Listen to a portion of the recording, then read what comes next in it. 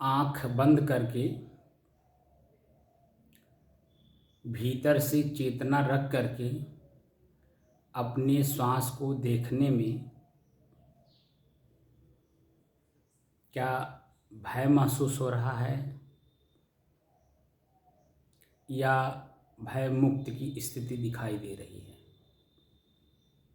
या अचेतन अवस्था में जा कर के ना भय मालूम हो रहा है ना निर्भय की स्थिति पैदा हो रही है, और ना ही मन भय का भी कोई शंका हो रहा है। इसमें क्या समझ में आ रहा है आपको?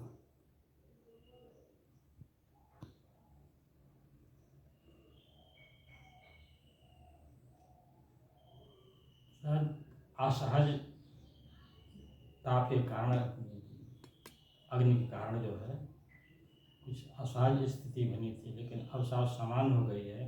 अब हमको ठीक लग रहा है। मैं क्या पूछा हूँ, आप क्या बोल रहे हैं? भीतर से आंख बंद करने के बाद चेतना में रह करके अपने दृश्य को देखना। कौन सा दृश्य देखा जा रहा है? पुनः जी, सांस। श्वास को। जी। तो श्वास को देखते समय जो दृश्य सामने है उस दृश्य में भय पैदा हो रहा है या भय की स्थिति नहीं बन रही है? भय की कोई स्थिति नहीं है। क्यों नहीं बन रही है? जब श्वास लेने में दिक्कत हो रहा है क्योंकि श्वास में गर्मी है, यानी हवा में गर्मी है, तो हवा को जब हम अपने श्वास के माध्यम से भीतर खींच रहे हैं और छोड़ रहे हैं तो मन व्याकुल है कि नहीं? मन व्याकुल है। तो व्याकुलता ही तो भय है, और क्या है? भय को अलग से कहने से बात नहीं बनती है। जो शब्द आप प्रयोग करेंगे उसी में भय दिखाई देता अपने आप। मन बेचैन है, व्याकुल है, अकुला रहा है, घबरा रहा है, ये सब किसका देन है? भय का। भीतर से महसूस होता है कि इस श्वास में यानी हवा में जो गर्मी है वो गर्मी मुझे मार डालेगी, मुझे झुलसा देगी, दम घोट देगी। यही तो भय है, और क्या है?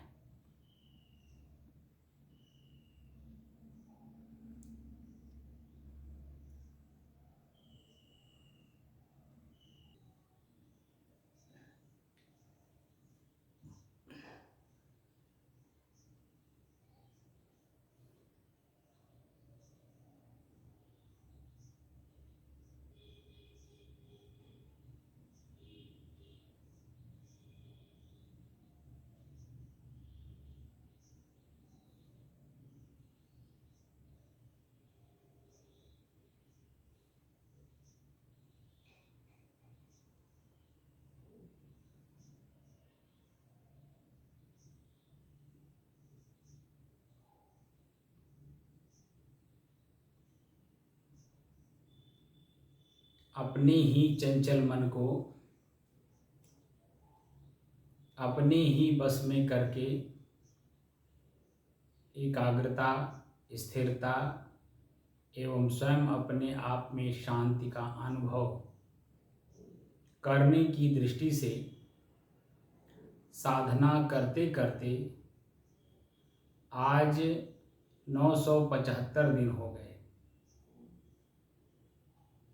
तारीख 9 जुलाई सन 2024, दिन मंगलवार, सायंकाल का समय। अच्छा, मैं कई बार बता चुका हूँ मन की चंचलता। मन की चंचलता है क्या, इसके बारे में जानकारी हो पाई कि नहीं?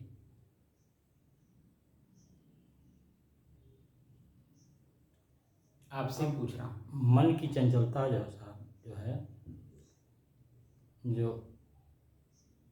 मन नाना प्रकार की चीज़ों को देखता है, नाना प्रकार में जाता है, वही मन की चंचलता है। याद ख्याल ख्याल। जो नाना प्रकार के होते हैं, जी वही ना। जी। लेकिन प्रत्यक्ष भी मन चंचल है, उसे कैसे एकाग्र करें? अब साहब इस सांस पर अपने लाया जाता है, फिर मन को घुमा करके उसे शांत किया जाए, शांत किया जाए मन को। वर्तमान समय समझिए, वर्तमान समय में हम श्वास को ही देखने बैठे हैं जी और इसी श्वास में हमारा मन नहीं टिक रहा है। जी वर्तमान में ही रह करके वो बेचैन है, व्याकुल है, घबरा रहा है, यही तो उसकी चंचलता है। जी ये साफ साफ दिख रहा है उसकी चंचलता। जी जी। श्वास लेने में दिक्कत हो रहा है क्योंकि हवा में गर्मी है, गर्मी के कारण दम घुटने जैसा लग रहा है, ताप लग रहा है, आँच लग रही है, गर्मी के कारण पसीने हो रहे हैं, हमारा शरीर आप देख ही रहे हैं, आपको भी मैंने देखा। जी जी।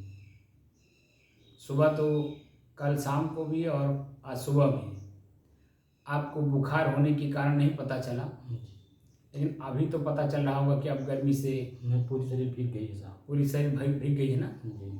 क्यों हो रही है? क्योंकि आप गर्मी है, गर्मी अपना प्रचंड स्वरूप दिखा रही है, जो कि 4 महीने से लगातार पृथ्वी तप रही थी। अभी 3-4 दिन लगातार बारिश होने से जो अग्नि स्वरूप का प्रचंड स्वरूप था वह अभी बुझा नहीं। अगर बुझ गया होता तो ये उमस जो लग रहा है, ये जो गर्मी पसीना देख रहे हैं ना, ये उमस के कारण है। जी ये जो दम घुट रहा है, श्वास लेने में दिक्कत हो रही है, यहीं भर नहीं, जहाँ भी आप जा रहे हैं वहाँ ही इतना उमस है और उमस के कारण गर्मी इतनी है, श्वास लेने में दिक्कत महसूस हो रही है। ये हर जगह है, चाहे आप बाहर हो चाहे भीतर हो।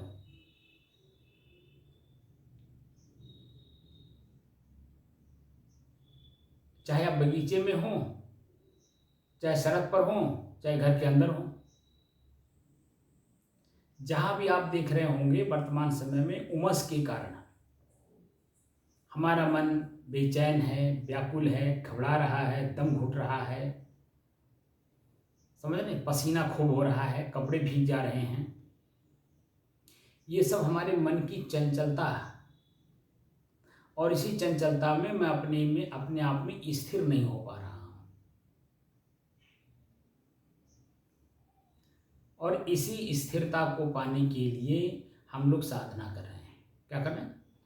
स्थिरता को पाने के लिए साधना कर रहे हैं। अपनी स्वयं की स्थिरता को पाने के लिए साधना कर रहे हैं। जी। साध रहे हैं किसको? अपने ही चंचल मन को अपने ही बस में करने की साधना कर रहे हैं। जी। तो आपको लगभग हमको लगता है कि 45 मिनट हो गया जी। बैठे, जी ठीक है ना। जी 45 मिनट में 15 मिनट आपका मन नहीं लगा होगा, बेचैन रहा होगा, घबरा रहा होगा, पसीना महसूस हो रहा होगा, दम घुट रहा होगा। लेकिन 15 से 20 मिनट जैसे जैसे बीतता गया, ठीक है ना, जी हमको लगता है कि कम से कम 15 मिनट से लगातार आपका मन चंचलता में न होकर के बल्कि स्थिरता में अपने आप का अनुभव कर रहा होगा। और ये जो ताप, आँच, गर्मी है, पसीना है, मन बेचैन है, व्याकुल है, घबरा रहा है, ये आपको स्थिरता दिखाई दे रहा होगा। जी। दिखाई दे रहा है ना। जी।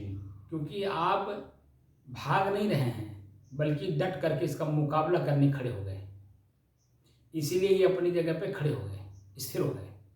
और आपके स्थिर होने मात्र से ये हमारा मन चंचल नहीं हो रहा है और ये जो वर्तमान का वातावरण है, गर्मी के कारण दम घुटना, मन बेचैन होना, व्याकुल होना, श्वास लेने में दिक्कत होना, पसीना होना, ये सब कुछ होते हुए भी लेकिन मैं अपने आप में स्थिर हूँ। सब कुछ दिखाई दे रहा है लेकिन भीतर से मैं बेचैन नहीं हूँ, घबरा नहीं रहा हूँ, बल्कि स्थिर होकर के शांत मन से अपने इसी श्वास को चेतना में रह करके देखने का अभ्यास कर रहे हैं।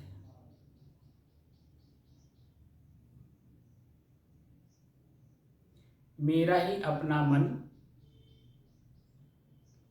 मुझे किस समय में, कहाँ पर, किस रूप में सुख का अनुभव कराता है, किस समय में, कहाँ पर, किस रूप में दुख का अनुभव कराता है। अनुभूति कराने का काम ही मन का है। ये जो हम ज्ञानी बनते हैं ना, बहुत बड़ा ज्ञानी, ये भी मन का ही उछला हुआ स्वरूप है, बिगड़ा हुआ स्वरूप है, चंचल स्वरूप है मन का।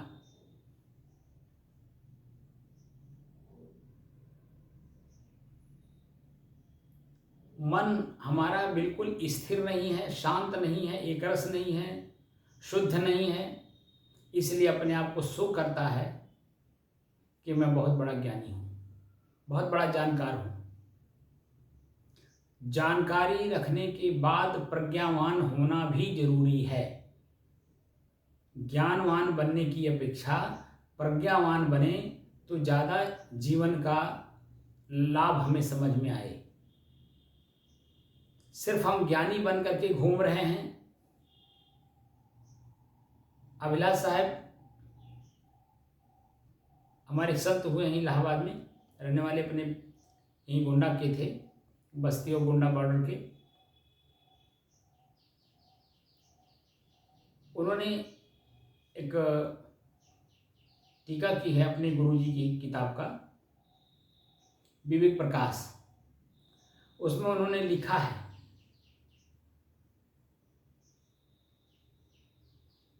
मन की गति कितना भी तीव्र हो, अगर हम उसे पकड़ना चाहें तो पकड़ सकते हैं,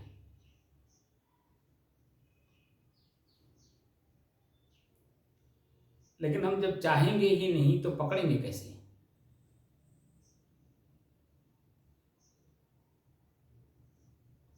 अपने ही चंचलता को अपने ही बस में करना है, तो अपने ही बस में करने के लिए प्रज्ञावान होना जरूरी है। तो अभिलाष साहब जो एक उदाहरण यानी दृष्टांत के रूप में समझाया, एक विद्वान अपने सर को बांध करके रखता था।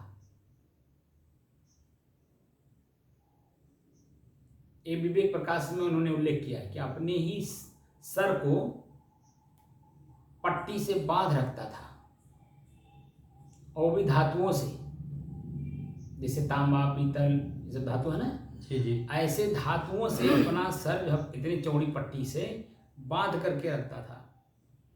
किसी ने पूछा कि महाराज, ये आप अपने सर को बांध करके क्यों रखते हैं? तो उस विद्वान ने उस व्यक्ति के प्रश्न का उत्तर दिया कि अगर मैं बांध करके न रखूं तो इतना ज्ञान है, इतना ज्ञान है, इतना ज्ञान है कि मेरा सर ही फूट जाए, इतना ज्ञान भरा हुआ है।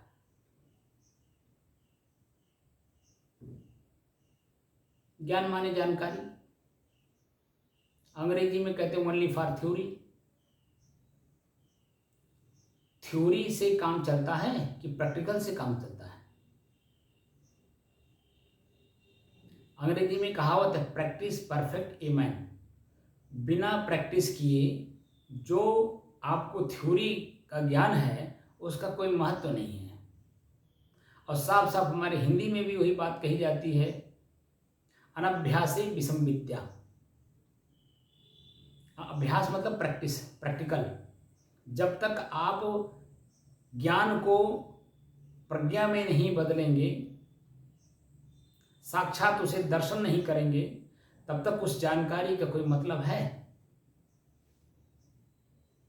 हमारे पास 100 बीघा जमीन हो और मेरा मन, मेरा जबान, मन में हम सोचें और जबान से हम बोलें, हमारे पास 100 बीघा जमीन है, हमारे पास 100 बीघा जमीन है, और हम खाए बिना मोहताज हैं, तो 100 बीघा जमीन बोलने मात्र से क्या उसमें अन्न पैदा हो जाएगा? नहीं होगा।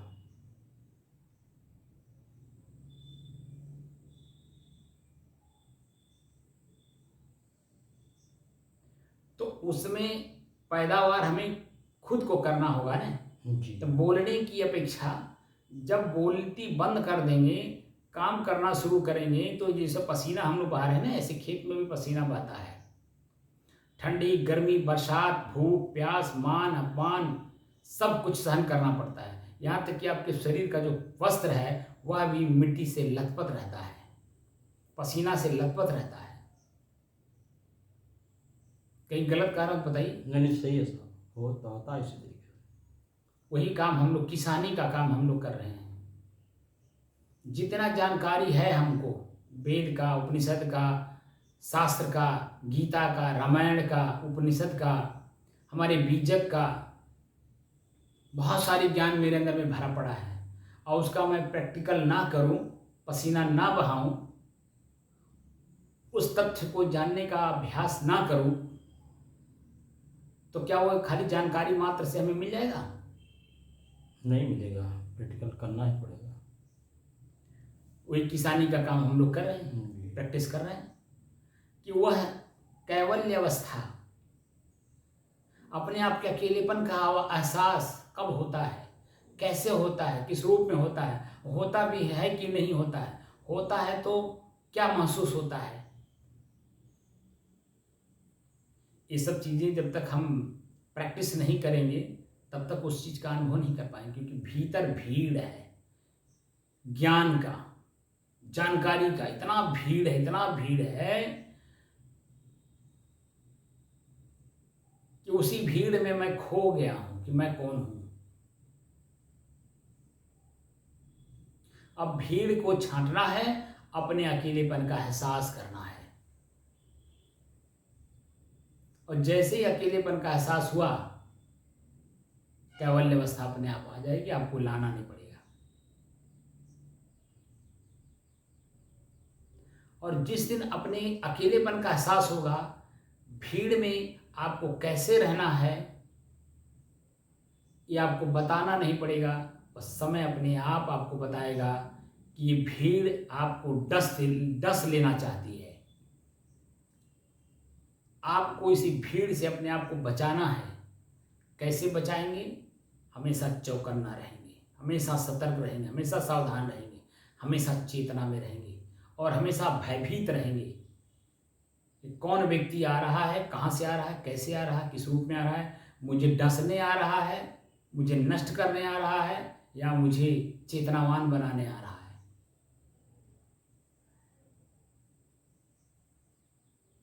उस समय में आपको अनुभूति होगी। जैसे मैंने कल परसों उदाहरण भी दिया था कि 10 लोग आपको दौड़ाएं, आप जब तक भागेंगे तब तक वो दौड़ाएंगे, लेकिन जैसे ही आप खड़ा हो गए वो भी देखिए खड़ा हो जाते हैं।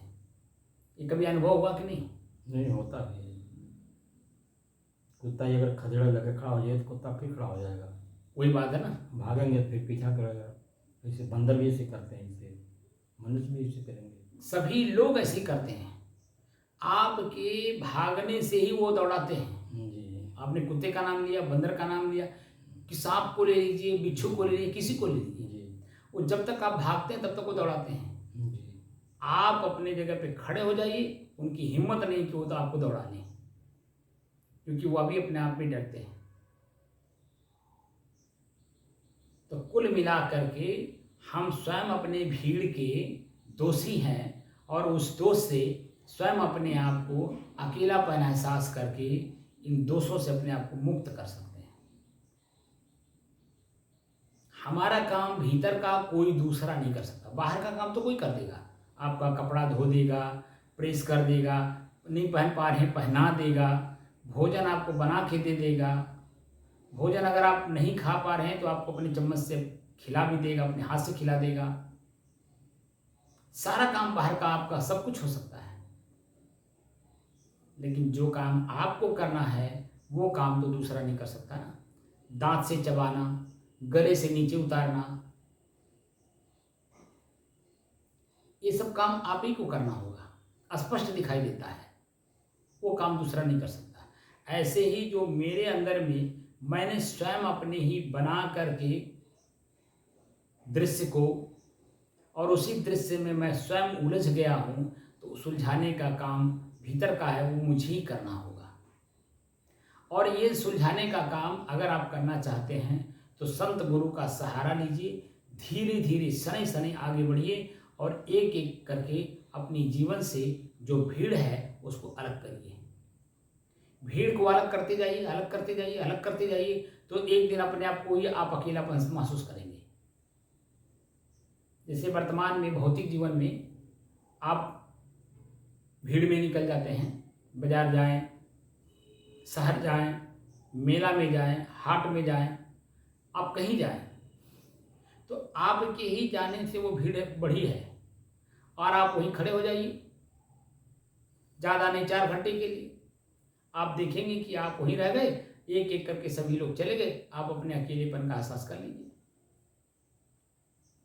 रात के 10 बजे के बाद भीड़ धीरे धीरे धीरे धीरे छटने लगती है, सड़क की हो, बाजार की हो, कहीं की हो, मेले की हो।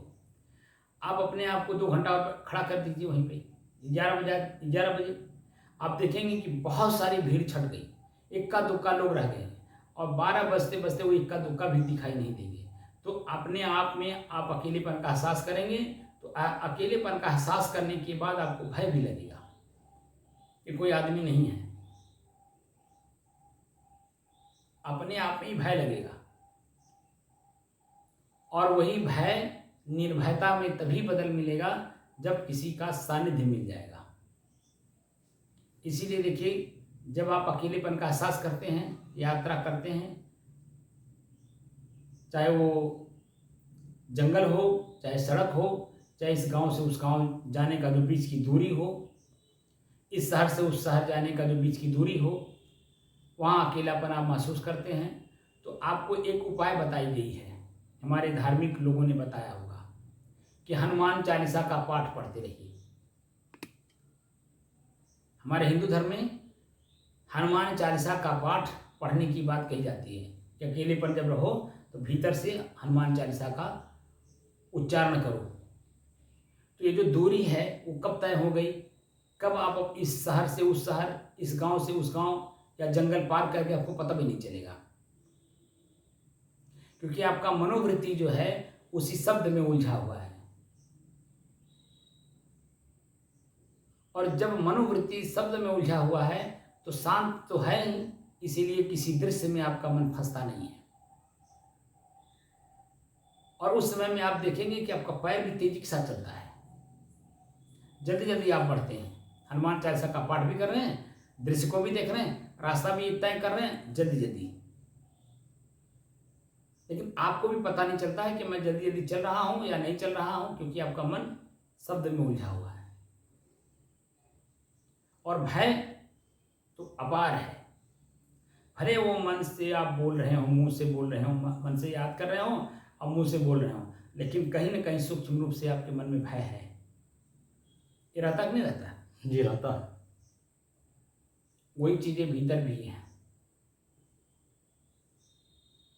हम लोग यानी जो जिज्ञासु लोग हैं, जब गुरु के पास जाते हैं तो सबसे पहले गुरु महिमा का पाठ पढ़ाया जाता है, गुरु की प्रार्थना पहले याद करवाई जाती है। फिर धीरे धीरे जिस संप्रदाय में, जिस धर्म में आपने अपने आप को डाला है, यानी उसके भक्त हुए हैं, उनके जो अपने नीति नियम हैं, रूल हैं, वो आपके ऊपर लागू किए जाते हैं।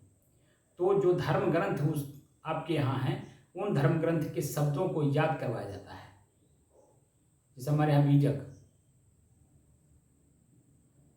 बीजक का प्रतिदिन पाठ होता है शाम को, लेकिन सुबह गुरु की पूजा होती है, गुरु की आरती होती है, गुरु का वंदना होता है। तो वो गुरु वंदना भी सुबह सुबह कराई जाती है। फिर पठन पाठन, स्वाध्याय, चिंतन, मनन, ध्यान, प्रक्रिया के हिसाब से, समय के हिसाब से सब काम करवाया जाता है। तो वो धीरे धीरे धीरे धीरे साधक हर चीज को देखता है, सुनता है, करता है, तो उसका मन मस्तिष्क जो पहले का है वो बदलता है। अब बदलते बदलते बदलते बदलते एक अवस्था ऐसी आती है कि वही जिज्ञासु अपने गुरु के स्थान पर बैठ करके दूसरे को शिक्षा देता है, क्योंकि गुरु महाराज अब है नहीं। तब तक वो अपने आप में परिपूर्ण हो जाता है। गुरु महाराज के जाने से पहले शिष्य उनके सारी चीज़ों को सीख करके भीतर से अपने आप में शांत रहता है। यही जनता गुरु के स्थान पे आपको स्थापित करके आपसे ही गुरु दीक्षा लेने लगती है, और आपके भी अंदर में स्टेमिना रहता है कि मैं भाई गुरु बन गया, अब मुझे अपने ही बुराइयों से अपने आप को बचा करके साधना पूर्वक, सतर्कता पूर्वक, सावधानी पूर्वक, चेतना में रह करके जीवन यापन करना है। क्योंकि मेरी एक गलती के वजह से समाज के अंदर में बहुत सारी विकृतियां आ सकती हैं, इसलिए हमें अपनी मर्यादा के अंदर रहना पड़ता है। और जो अपनी मर्यादा के अंदर रहता है वही अपना भी कल्याण करता है और समाज का भी कल्याण करता है। ये आपने देखा होगा जी। जो भी व्यक्ति अपनी मर्यादा को तोड़ता है, कहीं भी किसी भी रूप में अपनी मर्यादा को तोड़ता है, आप देखिए मर्यादा तो वो जो पद है, पद की गरिमा तो नहीं तोड़ सकता, लेकिन वो व्यक्ति अपने आप में अपनी मर्यादा तोड़ करके अपने आप को नष्ट कर लेता है। कहीं भी आपने देखा होगा समाज में भी एक पद बने हुए हैं सबके, जो अपने पद की गरिमा को तोड़ता है वह व्यक्ति नष्ट होता है, न कि पद नष्ट होता है। पद तो यथावत ही है, लेकिन व्यक्ति नष्ट हो जाता है। वस्तु की गरिमा व्यक्ति की गरिमा गिर जाती है, वह समाज में एक हंसी का पात्र बन जाता है। उसे छोटे बड़े बुजुर्ग, ज्ञानी अज्ञानी सभी लोग धुतकारते हैं। लेकिन जब वही अपनी मर्यादा में रहता है तो यही समाज के सभी वर्ग के लोग, बच्चे से बूढ़े तक, ज्ञानी अज्ञानी सभी उनके सामने झुकते हैं, क्योंकि वो अपनी मर्यादा में है। तो ये जो साधना हम कर रहे हैं, साधना मैं स्वयं अपने आप को जानने के लिए कर रहा हूँ कि इस शरीर में, इस अपनी भीड़ के बीच में, अपने ही बनाए हुए भीड़ के बीच में मैं कौन हूँ। और वहाँ पर जाने के लिए जो संसाधन बताए गए हैं, वो संसाधन तो 112 विधि है, लेकिन उन सब का बेस जो ईश्वर शब्द है उसका प्रयोग यहाँ हो रहा है। ईश्वर क्या है? ई धन स्वर। ई माने स्वर माने श्वास और ध्वनि, दो अर्थ होते हैं, लेकिन हमने यहाँ पर ध्वनि को नहीं लिया बल्कि सिर्फ श्वास को लिया है। श्वास माने हवा, एक तत्व के बारे में हम जानकारी प्राप्त कर रहे हैं कि एक जो वायु तत्व है, जो मेरा श्वास है वायु तत्व है, उसी वायु तत्व के माध्यम से मेरे शरीर में, मेरे मन में, मेरे विचार में क्या क्या हमें दिखाई दे रहा है।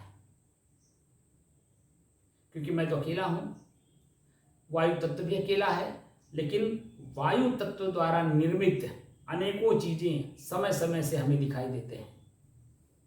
जैसे गर्मी है तो वायु तत्व में अग्नि तत्व प्रवेश कर गई तो हवा भी गर्म हो गया, श्वास लेने में दम घुटना जैसा लग रहा है कि नहीं। शरीर में स्पर्श कर रहा है तो पसीना दे रहा है कि नहीं। शरीर में स्पर्श करता है तो ताप, आँच, गर्मी देता है कि नहीं, क्योंकि हवा में गर्मी आ गई, अग्नि तत्व प्रवेश कर गई, इसलिए सब कुछ दिखाई दे रहा समय समय से। और उन्हीं को समय समय से देख करके मैं अपने आप में स्थिर हूँ। ये दृश्य बदल रहे हैं, दृश्य बदल बदल करके मुझे क्या क्या अनुभव करा रहे हैं, मैं क्या क्या अनुभव कर रहा हूँ, दृश्य में ये सब स्पष्ट दिखाई देता है, और वही हम लोग कर रहे हैं।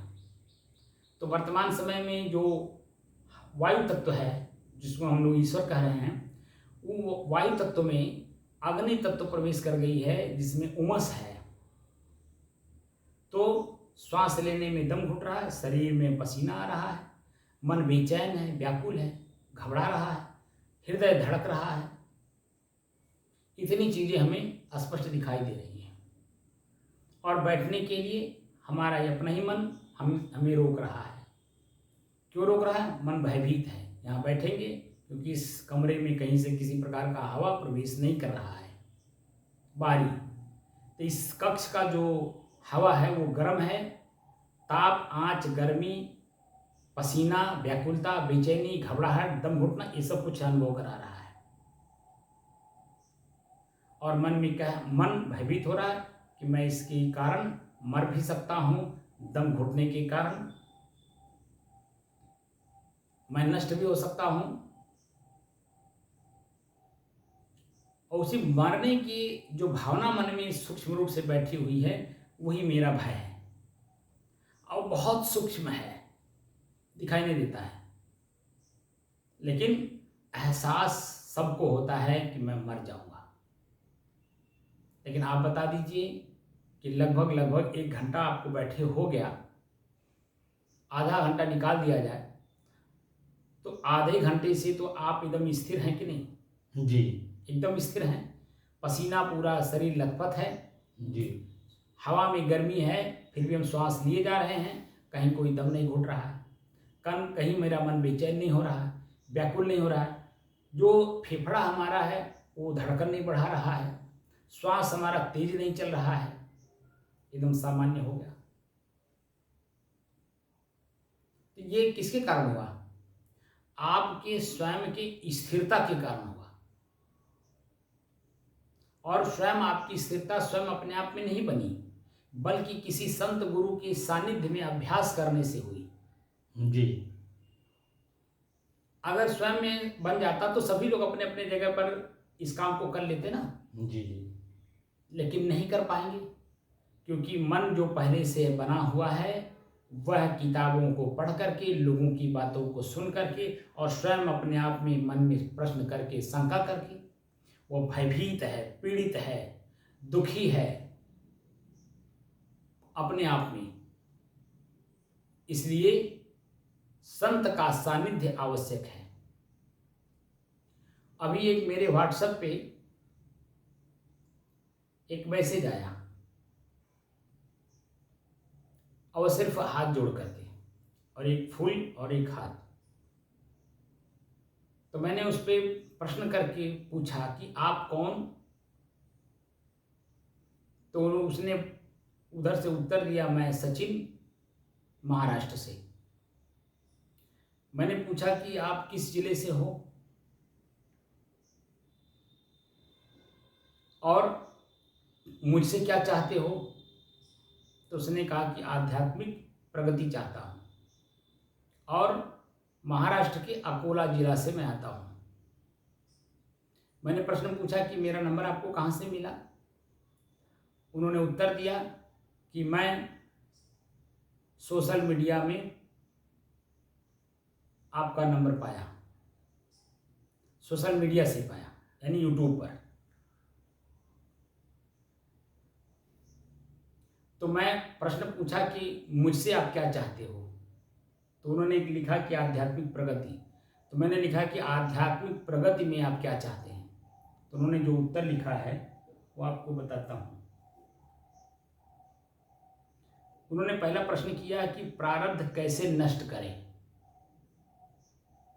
ठीक है ना? जी एक संत गुरु से उस सचिन नाम के व्यक्ति को या लड़का को, जो भी हो, मैंने उनको देखा नहीं, जी उनकी क्या उम्र है जी नहीं मैंने पूछा, लेकिन उनका जो प्रारंभ प्रश्न है वो एक संत होने के नाते उन्होंने प्रश्न किया है।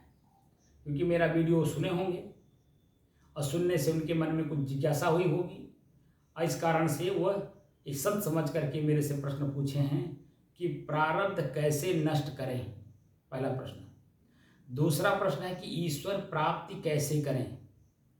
तीसरा प्रश्न है कि गुरु और देवताओं की कृपा कैसे प्राप्त करें। ये 3 प्रश्न उनके हैं। तो प्रारब्ध कैसे नष्ट करें? तो पहले बिना साधना किए, मन को एकाग्र, स्थिर और शांत किए तो प्रारब्ध समझ में ही नहीं आएगा। उसके लिए आपको साधना करना ही होगा, और साधना लगन पूर्वक संत के सानिध्य में करना होगा। अपने भीतर की जो भीड़ है उसे छांटना होगा, अपने आप का अकेलेपन का एहसास पहले करना होगा।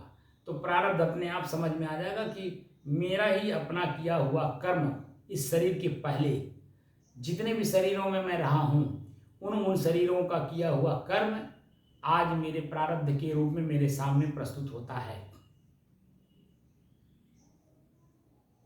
उसे कैसे देखें, कैसे जानें, कैसे समझें और कैसे जन्म उस प्रारब्ध से अपने को बचाएं या कैसे प्रारब्ध को नष्ट करें, ये बातें आपको तब समझ में आएगा जब आप साधना की पद्धति से मन की एकाग्रता, स्थिरता और शांति का अनुभव कर लेंगे तब।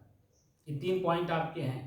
मन की एकाग्रता, एकाग्रता का मतलब लगातार एक ही विषय पर सोचना, जब तक वह विषय हमारे जीवन में स्वयं आचरण के माध्यम से अनुभूति ना हो जाए। जैसे कैवल्य अवस्था, मोक्ष अवस्था, स्वरूप स्थिति अवस्था, निर्वाण अवस्था, कोई एक शब्द ले लीजिए। उस एक शब्द को जब तक आप महसूस ना कर लीजिए अपने आप में कि मैं उस शब्द पर स्थिर हो गया, तब तक लगातार चलना उसी पर, उसको एकाग्रता कहते हैं। और लगातार चलते चलते चलते उसी में पारंगत होना, वो स्थिरता का लाभ है।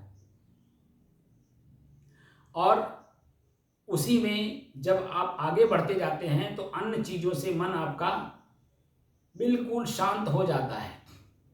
कोई विषय आपके मन में स्मृति के रूप में, ख्याल के रूप में नहीं रह जाता है। तो मन की चंचलता नष्ट होकर के शांति का भी अनुभव अपने आप में होता है कि मैं एक ही विषय पर काम कर रहा हूं।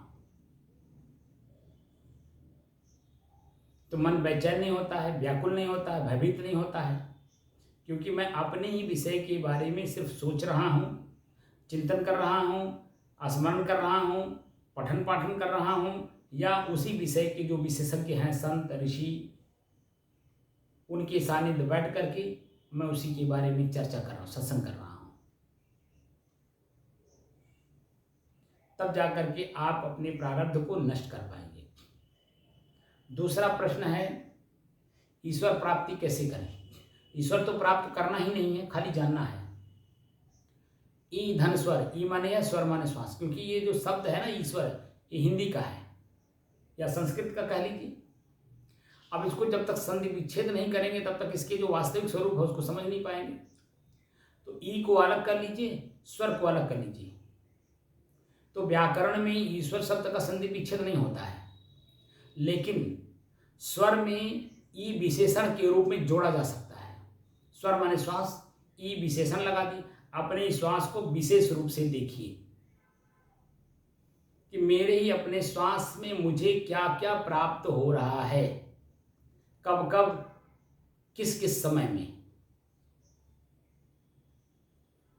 तो श्वास को जब आप देखना शुरू करेंगे, लगातार अभ्यास करेंगे, तो प्रतिदिन सुबह शाम दोपहर जब भी आप बैठेंगे तो समय के हिसाब से श्वास ठंडा भी होगा, गर्म भी होगा, शीतल भी होगा, सुगंध भी आएगा, दुर्गंध भी आएगा, सामान्य भी रहेगा।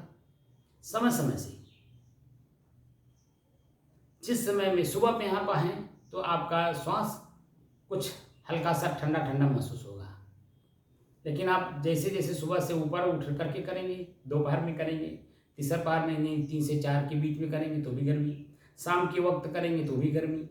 तो क्योंकि हवा में गर्मी आ गई तो सांस लेने में आपको दिक्कत होगी, दम घुटना जैसा लगेगा। लेकिन सुबह के वक्त जब करते हैं तो दम नहीं घुटता है। तो श्वास में नमी होने के कारण, यानी जल तत्व का प्रवेश होने के कारण आपकी श्वास की गति सामान्य बनी रहती है। तो अपने श्वास की गति को सिर्फ आप देखिए, वो तो आपको प्राप्त ही है।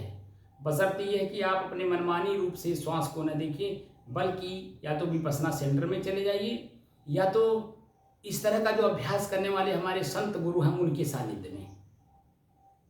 वैसे तो अनेकों प्रकार की साधना आपको सिखाने वाले बहुत लोग मिल जाएंगे, लेकिन ये जो श्वास की गति को देखना है, इसको प्राणायाम भी कहते हैं, जीवन भी कहते हैं।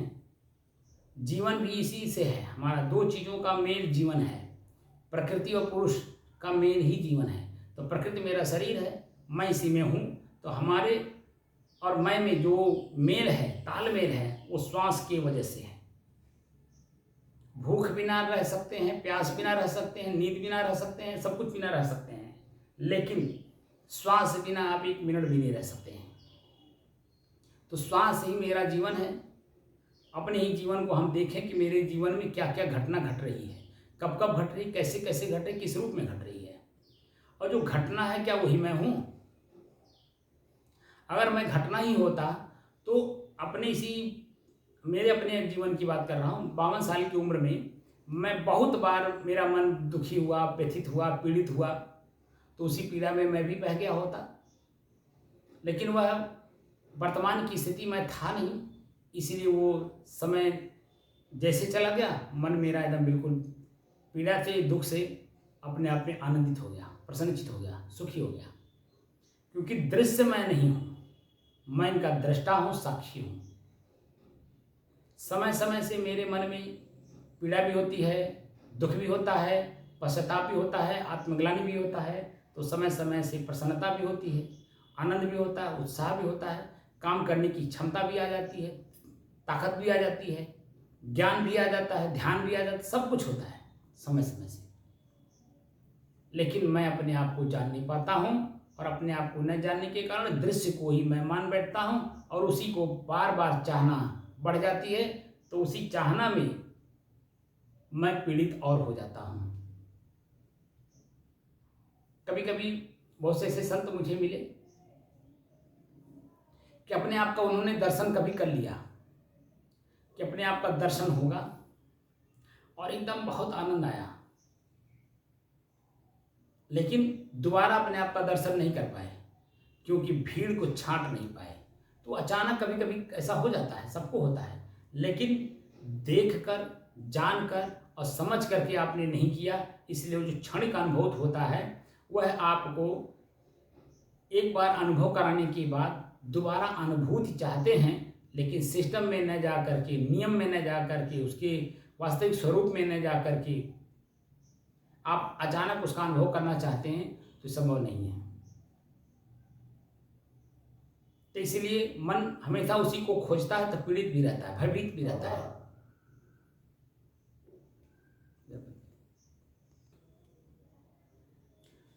तो जो मन भयभीत हुआ है, अपने ही भयभीत मन को निर्भय करने के लिए किसी निर्भय संत निर्देशक की जरूरत है,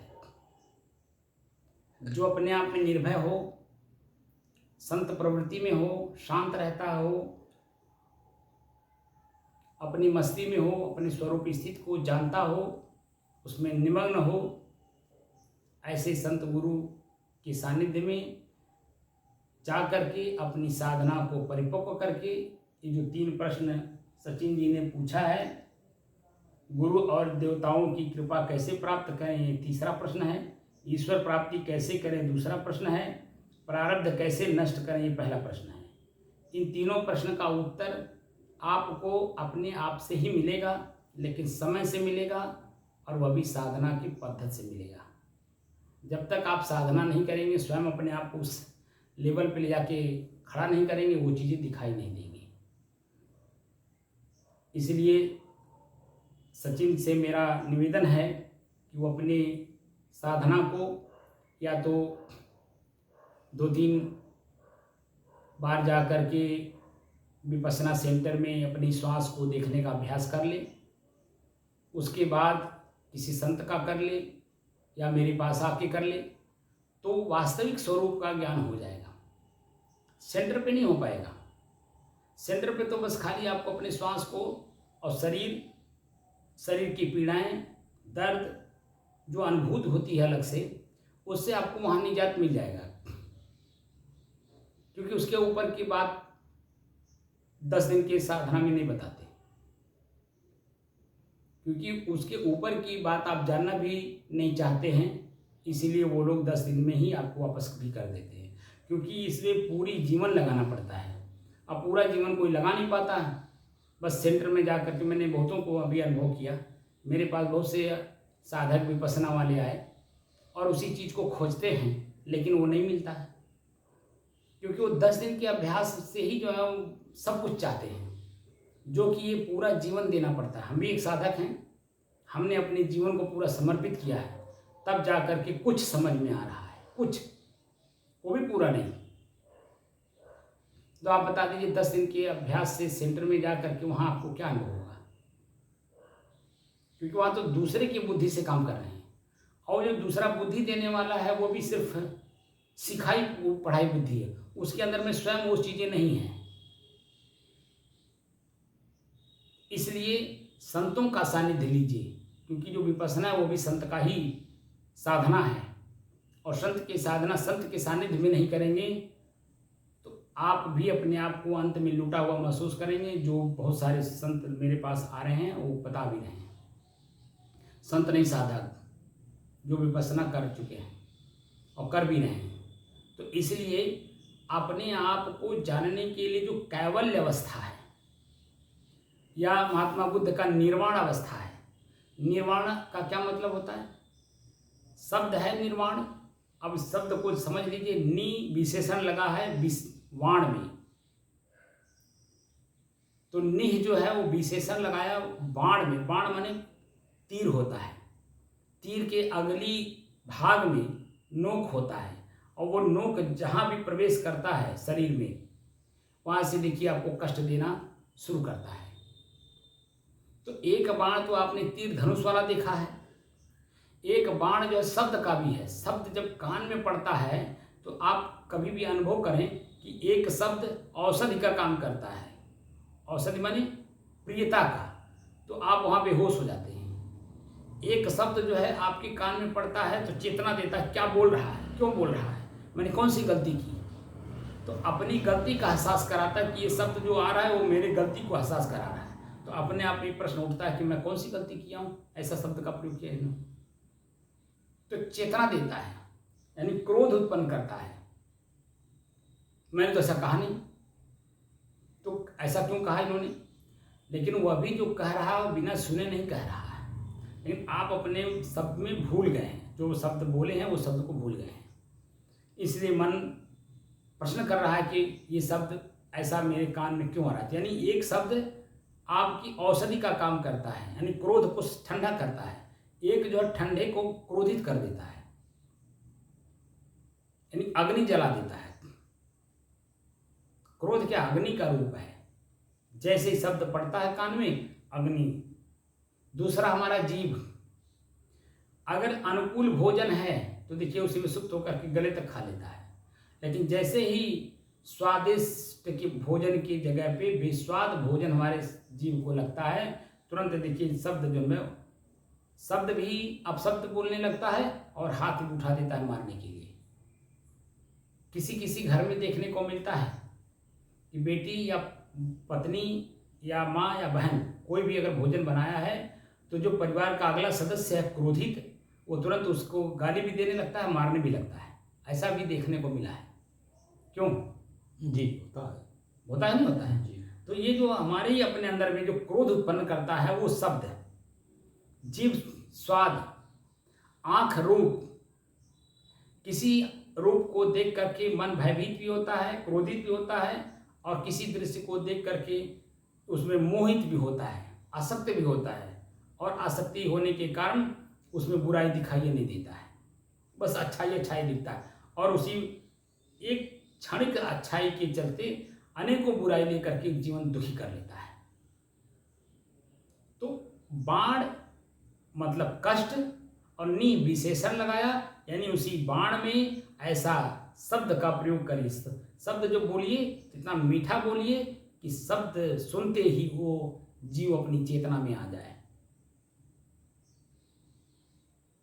तो नी विशेषण लगाया है बाण में, तो निर्वाण स्थिति हमारी अपनी खुद की होती है, यानी मंगल कामना होता है कि मैं जो गलती किया हूँ अपनी गलती को तो पहले साफ करता हूँ, और उसके बाद जो सामने वाला गलती करता है उसको बड़ी प्रेम के साथ, सावधानी पूर्वक, सतर्कता के साथ ऐसे शब्द का प्रयोग करता हूँ कि वह सामने वाला व्यक्ति अपनी गलती का एहसास कर ले और अपनी गलती स्वयं अपने जीवन से निकाल करके अपने आप को भी अपने ही दुखों से, अपने कष्टों से अपने आप को मुक्त कर ले। ये साधक और संत यही दो लोग कर पाते हैं, जिसको भक्त कहते हैं और संत और साधु, जिज्ञासु, मुमुक्षु, ये लोग इस सब काम को कर पाते हैं। तो जिसको अपने आप को जानना हो, अपने आप को ही समझना हो, और अपने आप को ही अपने आप में शांत करना हो, अपनी मोक्ष स्थिति को अपने आप में ही जानना हो, देखना हो, और अपने ही बुराइयों से अपने आप को मुक्त करके अपने आप मोक्ष स्थिति में रहना हो अस्थायी रूप से, वह इस साधना को करे। और अगर कहीं आपको उस जगह ना मिले तो मेरा नंबर भी है, पता भी है, बात करके भी आ सकते हैं, और यूट्यूब चैनल पे मेरी साधना जो मैं बोल रहा हूँ वो भी है, आप अपने घर में भी रह के कर सकते हैं।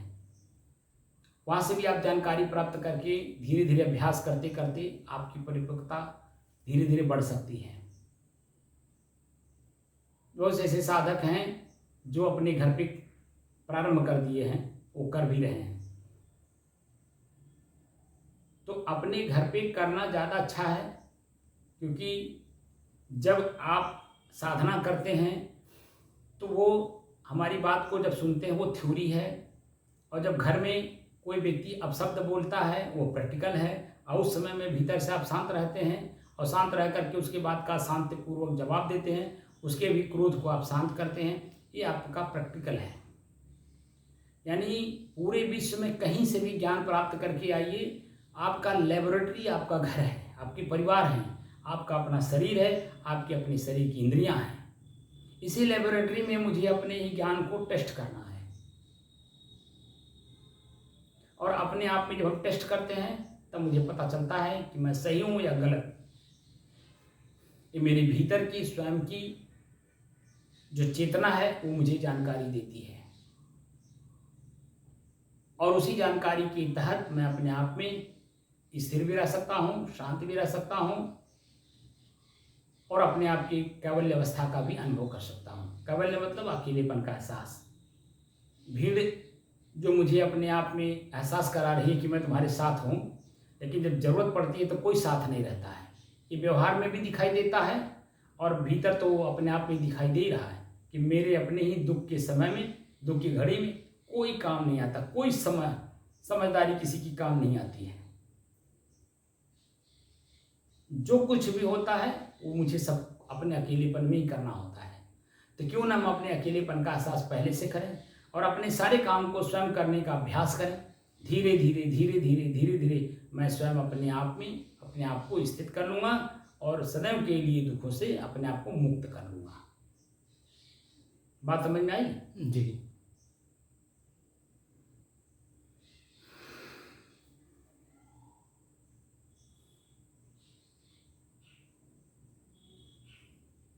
तो अब अपने श्वास को देखा जाए, और श्वास को देखते समय महसूस करें कि क्या दम घुट रहा है वर्तमान में, क्या हवा में गर्मी है तो दम क्यों नहीं घुट रहा है, अगर नहीं है तो मेरी स्थिति कैसी महसूस हो रही है, पसीना हो रहा है, क्यों हो रहा है, पसीना तो हो रहा है लेकिन दम नहीं घुट रहा है, मन बेचैन नहीं है, व्याकुल नहीं है, दिल घबरा नहीं रहा है, दिल की धड़कन बढ़ी नहीं है, श्वास की गति तेज नहीं है, यानी बिल्कुल एकदम सामान्य स्थिति है। भले तुम्हारे शरीर के ऊपरी हिस्से पर पसीने से मैं लथपथ हूँ, लेकिन भीतर अनुभव हो रहा है अपने अकेलेपन का।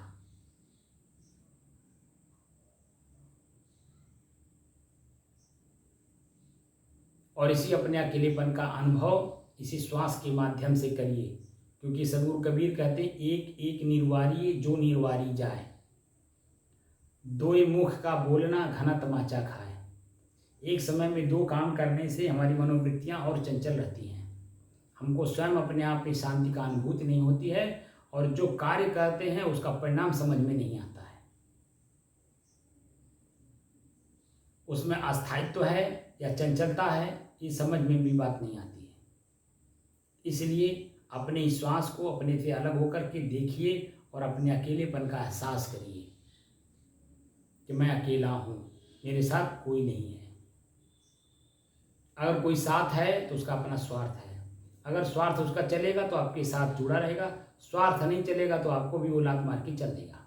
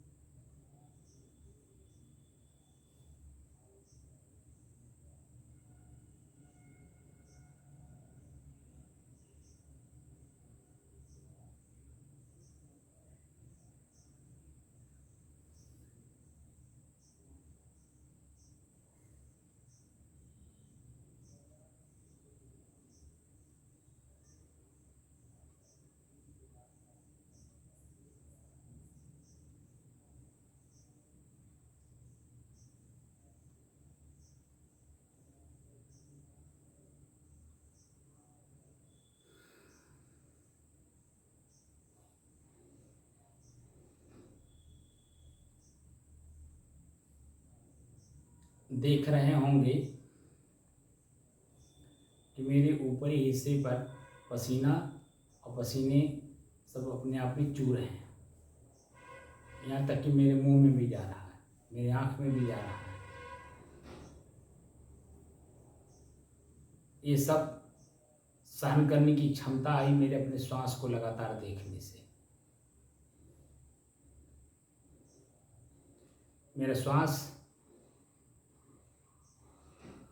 कभी आधा अधूरा चल रहा था, व्याकुलता, बेचैनी, घबराहट, दम घुटना ये अनुभव करा रहा था, क्योंकि श्वास यानी हवा, हवा यानी हवा में हवा यानी प्रकृति यानी वायु तत्व। अब वायु तत्व में अग्नि तत्व मिल जाने के कारण ये सब महसूस हो रहा था।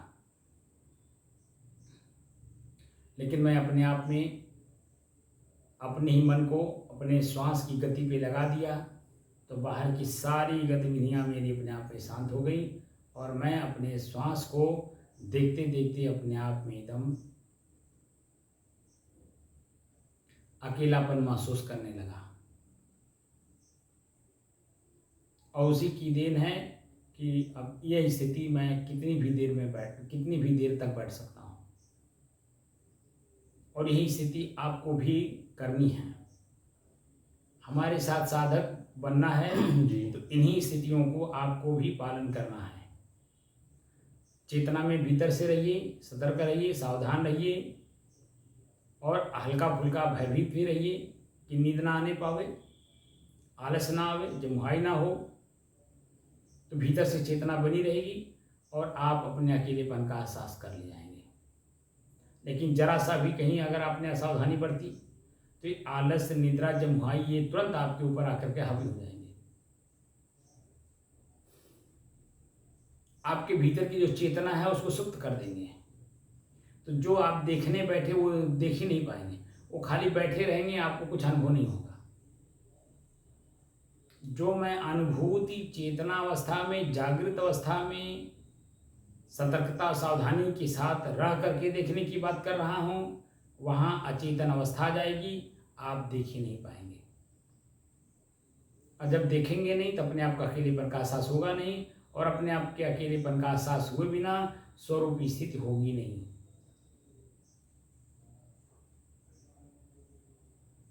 जब तक कैवल्य दशा अपनी पूरी अनुभव ना हो तो स्वरूप स्थिति कैसे होगी। अभी तो पहले बाहर बाहर हम अपने आप को अकेलापन महसूस करें कि मेरे साथ भीड़ तो है, लेकिन वो भीड़ मेरे साथ नहीं है, अपने किसी निजी स्वार्थ के कारण मेरे साथ जुड़ा हुआ है।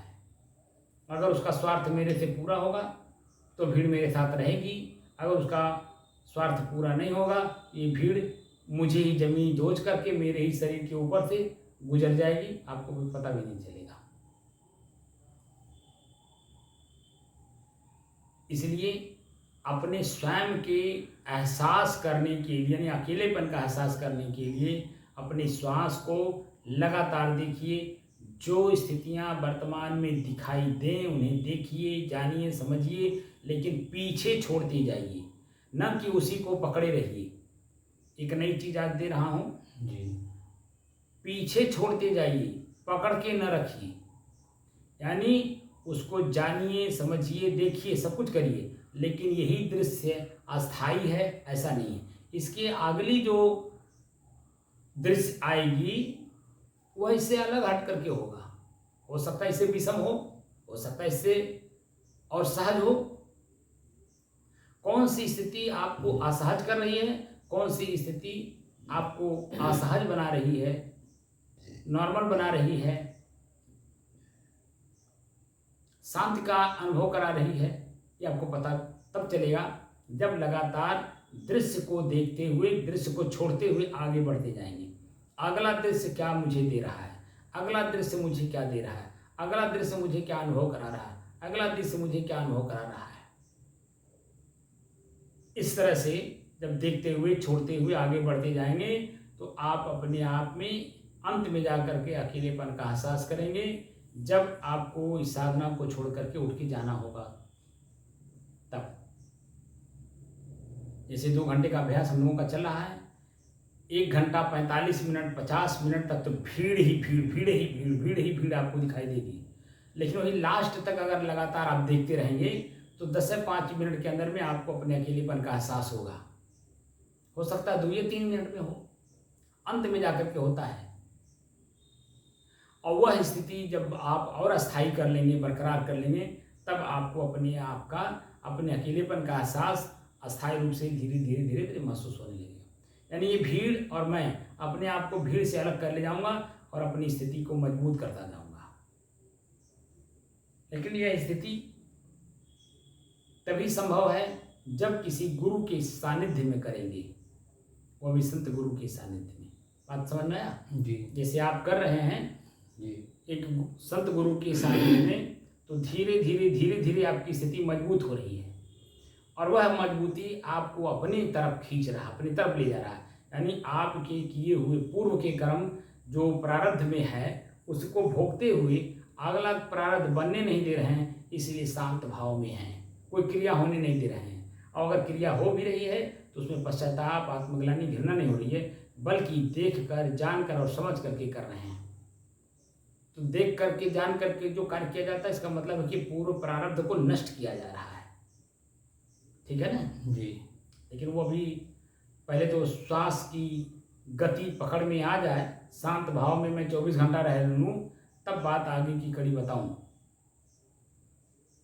क्योंकि कड़ी में कड़ी, कड़ी में कड़ी, कड़ी में कड़ी जुड़ा हुआ है और हम उसी भीड़ में अपने आप को पिरो दिए हैं, इसीलिए अपने आप को अलग महसूस नहीं होता है।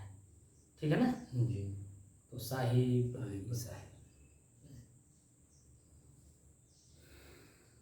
बंद किया जाए। तो बात आपके कुछ समझ में आई? जी। सुबह की अपेक्षा इतने समय जी। आप चेतना में रह करके क्या क्या अनुभव किए? जो दृश्य दिखाई देगा वो अनुभूति हुई होगी, जी। लेकिन वो दृश्य स्थिर है, अस्थाई है, ये तो नहीं है ना। नहीं। वो दृश्य दिखाई दिया फिर ओझल हो जाता है, दूसरा दृश्य दिखाई देता फिर ओझल हो जाता है। लेकिन जब तक दिखाई देता तब तक महसूस होता है कि ये दृश्य ही मैं हूँ, ये दृश्य मेरे से अलग है, अभी ओझल हो जाएगा, ऐसा महसूस होने नहीं देता है। लेकिन जब लगातार हम देखते हैं तो ये समझ में आने लगता है कि ये दृश्य मैं नहीं बल्कि मेरे हैं, और ये कब अभी थोड़ी देर में नष्ट हो जाएंगे। जैसे उंगली में पानी लिए रहिए, कब पूरी पानी जब आपकी उंगली से गायब हो जाती है, निकल जाती है, आपको पता भी नहीं चलता है। ऐसे ही जो स्मृतियाँ होती हैं, स्मृति जब तक है तब तक वो अस्थाई मालूम होता है, लेकिन वही स्मृति जब पानी के उंगली में पानी लेकर के जैसे आप कब फिसल जाता है मालूम नहीं चलता है, ऐसे स्मृति हमारी कब फिसल गई, दूसरी स्मृति आ गई, पता नहीं चलता है। तो जो स्मृति पहले हुई होती है वो तो मालूम ही नहीं पड़ता कि मैंने कभी ये इसको भी सोचा है। जो वर्तमान की स्मृति रहती है, ख्याल रहता है, वही स्पष्ट मालूम होने लगता कि यही मैं हूँ। इसीलिए स्फटिक पत्थर का उदाहरण दिया गया कि स्फटिक पत्थर के सामने जो वस्तु रखिए, जैसा रखिए, जिस कलर का रखिए, वो स्फटिक पत्थर वैसे दिखाई देने लगता है। तो मैं स्वयं स्फटिक पत्थर हूँ, यानी स्वच्छ हूँ, निर्मल हूँ, मेरे में कोई कुछ है ही नहीं है, इसीलिए मेरे सामने जो पड़ता है मैं अपने आप को ही मान लेता हूँ, अभिमान की क्रिया कर देता हूँ तो उसका दोषी हो जाता हूँ। अब क्रिया नहीं करना है, सिर्फ दृष्टा भाव में, व्यवहार में भी रहना है। बात समझ में? दृष्टा भाव में भी हमें अभ्यास में ही रहना है। ठीक है ना। साहिब बंदगी, साहिब बंदगी, साहिब।